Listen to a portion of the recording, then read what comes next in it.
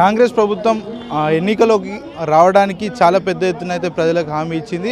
6 గ్యారెంటీలతో పాటు 420 హామీలు కూడా ఇచ్చింది. అవన్నీ కూడా ఇప్పటికి కూడా ఏమాత్రం కూడా అమలు చేయలేదు. చాలా ఇబ్బందులు పడుతున్నారు. ఇటు కార్మిక సమాజం కావచ్చు, అటు ప్రజలు కావచ్చు, ప్రభుత్వం పట్లనైతే చాలా ఇబ్బందులకు గురవుతున్నారు. వారు ఇస్తున్నటువంటి ఏదైతే హామీలు ఉన్నాయో ఇప్పటి వరకు కూడా అమలు చేసిన దాఖలాలు లేవు. అలాగే 420 హామీలు ఏవైతున్నాయో అవి కూడా పూర్తి మొత్తంలో అమలు చేస్తలేరు. రైతులకు సంబంధించి కావచ్చు, ఇటు కార్మిక వర్గం సంబంధించి కావచ్చు, ఇటు ఎడ్యుకేషన్ కూడా చాలా పెద్ద ఎత్తున మోసానికి గురయ్యారు. ఇప్పటి వరకు కూడా హామీలు అమలు చేయలేదు.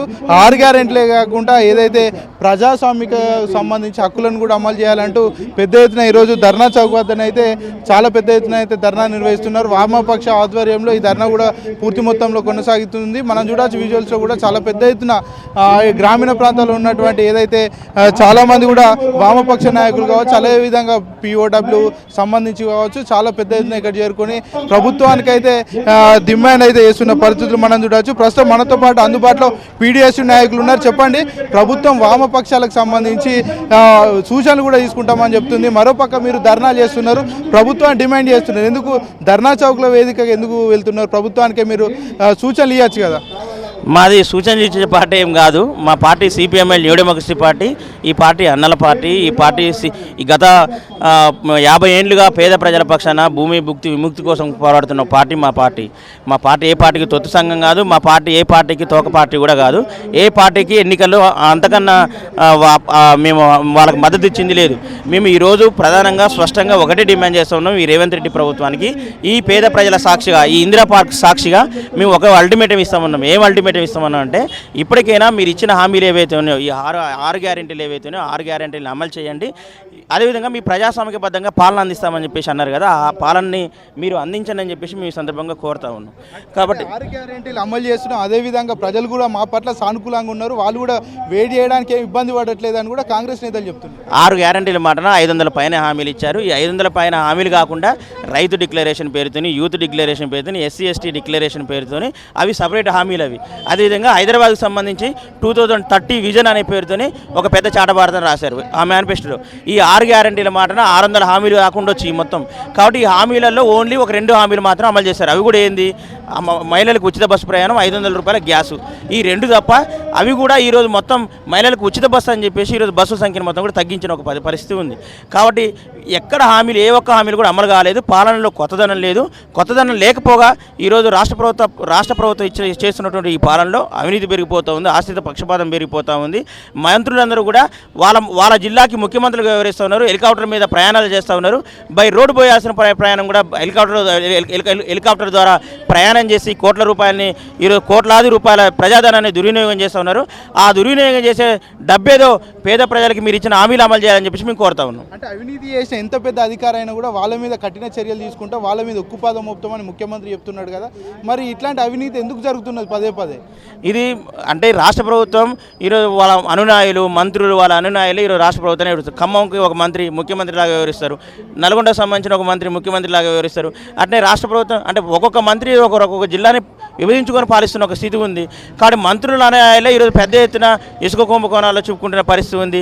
ప్రజా వ్యతిరేక పనులు చేస్తామన్న పరిస్థితి ఉంది. కాబట్టి వాళ్ళ మీద యాక్షన్ తీసుకోరు అనేది మనకు స్పష్టంగా అర్థమవుతుంది. కమ్యూనిస్టులు కూడా ఏదైతే ప్రభుత్వానికి ఎంబడే ఉన్నారో, ప్రభుత్వానికి కూడా సలహాలు ఇస్తున్నారని కూడా రేవంత్ రెడ్డి కూడా చెప్తున్న పరిస్థితులు మనం చూసాం. వాస్తవంగా మరి కమ్యూనిస్టులు కావచ్చు, వామపక్ష నేతలు కావచ్చు, వాళ్ళు ఎంబడి ఉన్నారనుకోవచ్చు. మేము లగచర్ల పోయినాం. మా సూచన తీసుకుంటే లగచర్ల పోదామని ప్రయత్నం చేస్తే మమ్మల్ని లగచర్ల పోకన్నా ముందే పరిగి దగ్గర ఎందుకు అరెస్ట్ చేస్తారు? మరి మా సూచన తీసుకుని అక్కడ పోయి మేము ఏమన్నా ఆ రోజు లగచర్ల పోతామంటే అది అక్కడ పేద గిరిజన రైతాంగాన్ని మేము పరామర్శిస్తామని చెప్పేసి పోయినాం. పోతే అక్కడ మమ్మల్ని అరెస్ట్ చేసి పరిగి రైలు స్టేషన్లో పెట్టిన ఒక స్థితి ఉంది. అంటే వీళ్ళు మాటల్లోనే ప్రజాస్వామికం, మాటల్లోనే మొత్తం ఇది కానీ చేతలో ఎక్కడ లేని పరిస్థితి ఉంది. ఇప్పటికి కూడా మంత్రులు కానీ ముఖ్యమంత్రుల పర్యటన ఉంటే జిల్లాల్లో పెద్ద ఎత్తున కమ్యూనిస్ట్ పార్టీకి సంబంధించిన వాళ్ళని, PDSU కార్యకర్తలు పెద్ద ఎత్తున అరెస్ట్ చేస్తూ ఉన్నారు. ఎందుకు మీకు లాగులు దడుస్తూ ఉన్నాయి?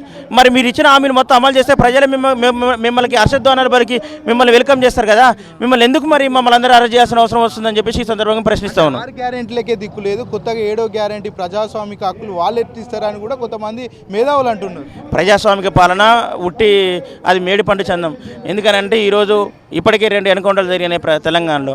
అట్నే లగచర్ల లాంటి పేద గిరిజన రైతాంగం వాళ్ళు వచ్చి వాళ్ళ గోడు ఎలా పోసుకుంటామంటే వాళ్ళని రోజుల తరబడి జైల్లో పెట్టిన పరిస్థితి ఉంది. ఇప్పటికీ ముందస్తు అరెస్టులు కొనసాగుతున్న పరిస్థితి ఉంది. ఇప్పటికీ ఏదైనా ప్రదర్శన చేద్దామన్నా కూడా ఇప్పటికీ పోలీస్ పర్మిషన్ తీసుకోవాల్సిన ఒక స్థితి ఉంది. పోలీస్ పర్మిషన్ ఇచ్చినా 100 పేరుతోని 200 మంది పేరుతోని వచ్చే జనాన్ని కూడా కట్టడి చేస్తున్న ఒక స్థితి ఉంది. మేము మొన్నటికి మొన్న మేము మీ ధర్నా చేయడం కోసం మేము దరఖాస్తు చేస్తే వాళ్ళు 500 మంది రావాలని చెప్పేసి చేస్తూ ఉన్నారు. మీరు మాత్రం వేలాది మందితో బహిరంగ సభలు పెట్టుకోవచ్చు, లక్షల మందితో బహిరంగ సభలు పెట్టుకోవచ్చు, సత్యుడు దస్తుడు బతుకుడు బతుకుడు.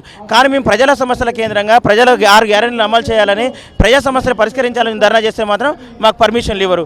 ఇది రేవంత్ రెడ్డి ప్రజాస్వామ్యం. రాష్ట్రంలో ఎవరు కూడా నిరసన తెలియజేసుకోవాలని కూడా స్వేచ్ఛగా తెలియజేసుకోవచ్చు. ధర్నాలకు కూడా మేము పర్మిషన్లు ఇస్తామని కూడా చాలా సందర్భాల్లో చెప్పారు. మీరు స్వేచ్ఛగా పరిపాలన చేస్తే మరి పోలీసులు ఎందుకు పెట్టారు? డయాస్ పక్కనే ఒక 10 మంది పోలీసులు ఇప్పుడు చూడొచ్చు మనం. అంటే ప్రజాస్వామ్యం మన కళ్ళ ముందు కనపడతా ఉంది. అంటే పోలీసులు లేకుండా స్వేచ్ఛగా వాళ్ళ జనమందరూ వచ్చి వాళ్ళ హక్కుల్ని కోసం నినదించడానికి ఒక అవకాశం లేని ఒక స్థితి ఈరోజు తెలంగాణలో కనపడుతూ ఉంది. కాబట్టి ప్రజాస్వామ్యం అనేది అది మాటల్లోనే మనకు కనపడుతుంది, చేతల ఆచరణలో మనకు కనబడలేదు. కాబట్టి ఈ రాష్ట్ర ప్రభుత్వం మీద మహిళలు, రైతులు, విద్యార్థులు, నిరుద్యోగులు, అన్ని వర్గాల ప్రజలు ఈరోజు చాలా అసంతృప్తిగా ఉన్నారు. ఏ రాష్ట్ర ప్రభుత్వం మీద కూడా ఇంత తొందరగా అసంతృప్తి వచ్చిన ఒక రాష్ట్ర ప్రభుత్వం ఏది లేదు. ఈ రేవంత్ రెడ్డి ప్రభుత్వమే అసంతృప్తిని మూటగట్టుకున్నాడు. కాబట్టి ఇది ఇంకా సంవత్సర కాలంలో ఇంకా మళ్ళీ పెరిగిపోయే ఒక ఒక అవకాశం కూడా ఉంది. కాబట్టి ఇప్పటికైనా రేవంత్ రెడ్డి ప్రభుత్వం ప్రజాగ్రహాన్ని గమనించి వాళ్ళు ఇచ్చిన హామీలు అమలు చేయడం కోసం ఒక యాక్షన్ ప్లాన్ని డెవలప్ చేయాలని చెప్పేసి మేము కోరుతా ఉన్నాం. రాబోయే రోజుల్లో కమ్యూనిస్ట్ పక్షాన కావచ్చు, వామపక్షాల పక్షాన కావచ్చు ఏం చేయదలుచుకున్నారు? కార్యాచరణ ఏంది? మేము ఈరోజు వేలాది మందితోని ధర్నా నిర్వహిస్తున్నాం ఇందిరా పార్కులో. రేపు పొద్దున్నే కలిసి వచ్చే అన్ని కమ్యూనిస్ట్ పార్టీలను, ప్రజా సంఘాలను కలుపుకొని కూడా పెద్ద ఎత్తున రాష్ట్ర వ్యాప్త ఉద్యమాన్ని మేము నిర్వహిస్తాం.